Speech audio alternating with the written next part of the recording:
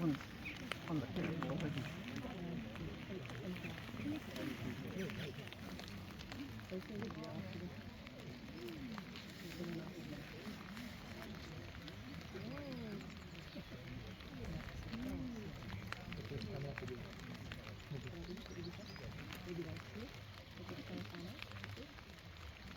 morning, everybody. Good morning. Okay, let me introduce ourselves. I'm Andy, the first bird to fly this morning. His name's Hector, everyone. So let me tell you a bit more about Hector. Hector's a hawk, by the way. And the biggest question I get asked at Dunrobin, Andy, what's the difference between a hawk and a falcon? We're hoping to explain that to you here this morning. Now, hawks have got a completely different physique to the falcons. They also hunt in a completely different way. So let's have a look at Hector's physique when he comes up here. I'd like you to notice with the hawk, when he flies, he has a very broad wing. It's quite wide from the front edge to the back edge. Also, quite rounded towards the edges of the hawk's wings compared to a falcon we'll see next.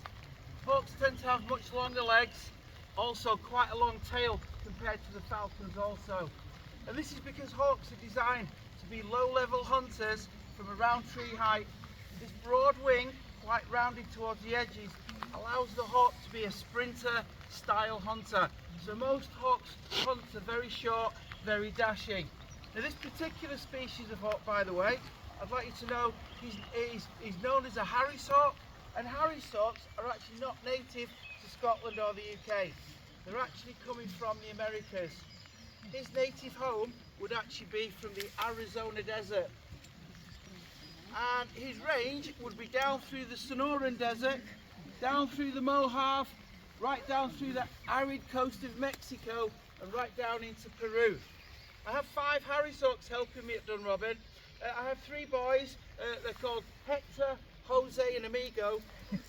We have 2 girls called Aggie and Juanita. So, the reason why I'm using the Harris hawk above any of the other species that are available, I'm not sure if you're aware, Harris hawks, by the way, everyone, are the only birds of prey in the whole world that are gregarious by nature. And that means they live and they hunt in packs in the American deserts. Now, if we have a look at Hector's tail when he flies, everyone, I'm hoping for you to notice he has a very large white patch to the base of his tail. That's used as a communication aid amongst the Harris hawks when they're hunting together in the deserts of America. When one of the Harris hawks finds something to hunt, usually from a cactus, they will start to flash this white patch all around the desert floor, and that tells all the other Harris hawks, hey, come and help me, I found something to hunt. As the Harris hawks start to arrive where the hawk's been flashing the tail, probably a cactus, they start to gather in number. There's so many that there's no more standing room. And the hawks that arrive from further afield to join the hunt, they'll usually then, as they reach the congregation of the birds, they will drop to the desert floor. Using these long legs, they will run in and out the scrub of the desert, and they'll be the hawks that are flushing out the game underneath all the other hawks. That's how they work as a team in the wild. I'm quite often asked by the youngsters that come to Dunrobin, Andy, they say, do you mean a bit like the velociraptors? Well, after listening to their question, let's think about it, everyone. Anything that lays an egg today is a direct descendant of a dinosaur. And these meat-eating predators cleverly working and flying as a team. Who knows?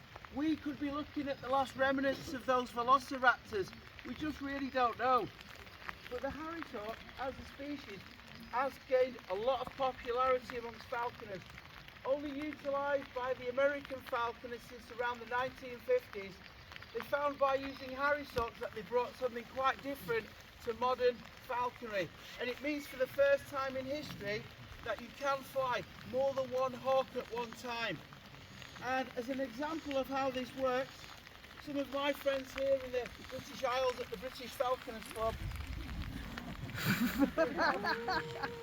have been using Harris hawks to help a farmer in the north of England rid his wood of the non-native grey squirrel, which has become a little bit of a pest species. Hector.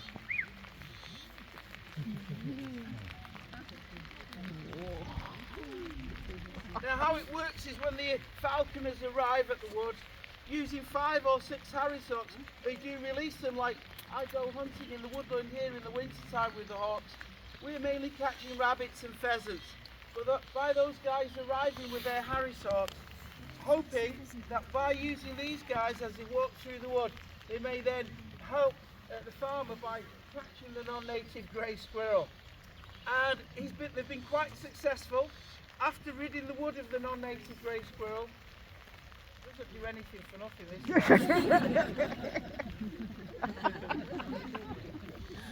this then English nature has now agreed to reinstate the red squirrel, which has been a bit of a success story. And that farmer, he did not want poisoning or shooting in the wood, and by using the hawks it's been very successful.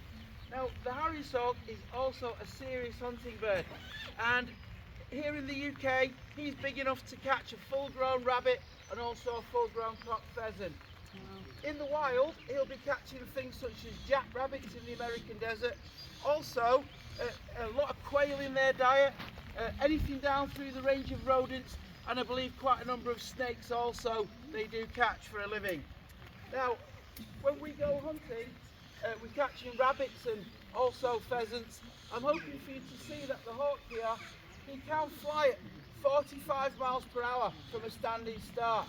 His wing loading is designed to be a low level sprinter. And when we go hunting in the winter time, I'm not sure if you're aware everyone, but rabbits here in the UK, they can run at the speed of about 35 miles per hour. So the hawk does have the slight advantage. Now we do have a hunting scenario set up for you here today, and in this tube at the base of the T-perch I do have a pretend rabbit. I'm hoping for Hector to hopefully take a perch over there, and once he does that I'm going to try to demonstrate how he would catch a rabbit when we go hawking. So Hector, take a perch over there, Hector. Hector, over there.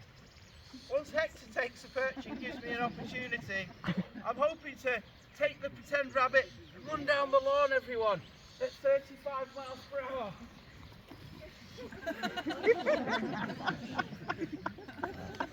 And that's how we catch a rabbit. Now Hector, being a hawk, does have what we call they mantle quite a lot over their prey, and that is using their wings to then hopefully cover the prey. This enables them in the wild to stop any ground predators seeing what he's caught, and he's also eating rather quickly. Hawks and falcons have a special storage area for food. It's called a crop.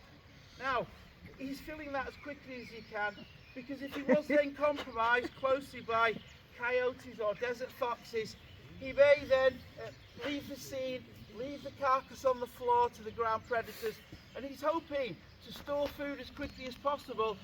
As he can fly away, he's hoping to have enough food stored that if he didn't catch anything else for the rest of the day, he's got enough energy to go hunting again tomorrow. And we'll try and pick Hector up, bring him a bit closer to the crowd. I'd like you to know a little bit more about the history of the hawk within the subject of falconry before we do try and move on to a super fast falcon. So let me see if Hector is happy to exchange.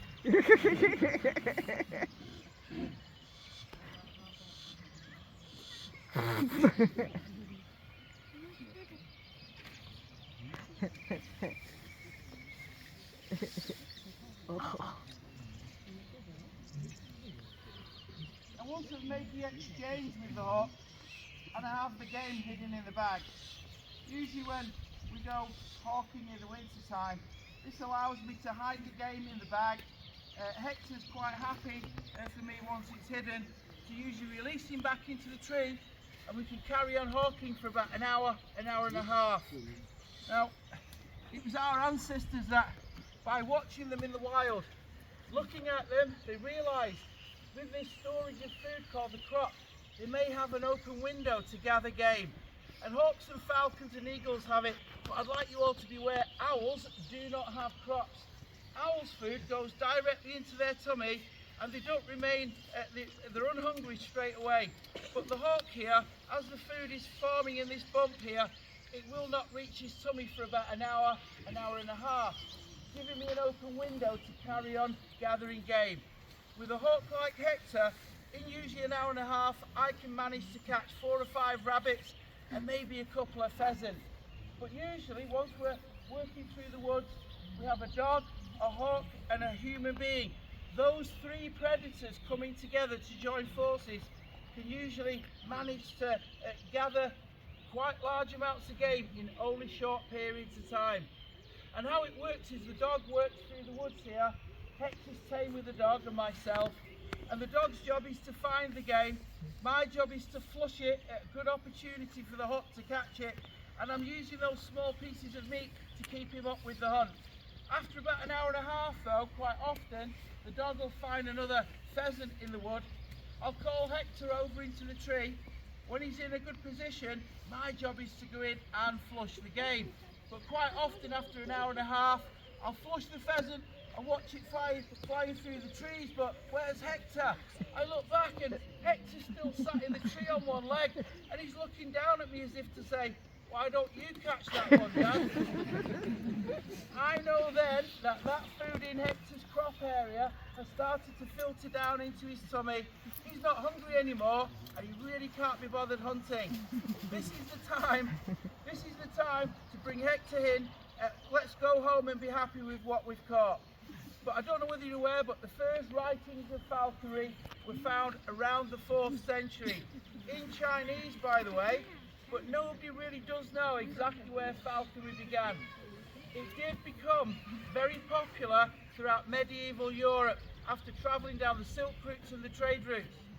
And the bird most used in Europe was the native goshawk. Living here in the British Isles and all throughout Europe, especially in Sweden in your woods, the goshawk was always renowned as the chef's bird.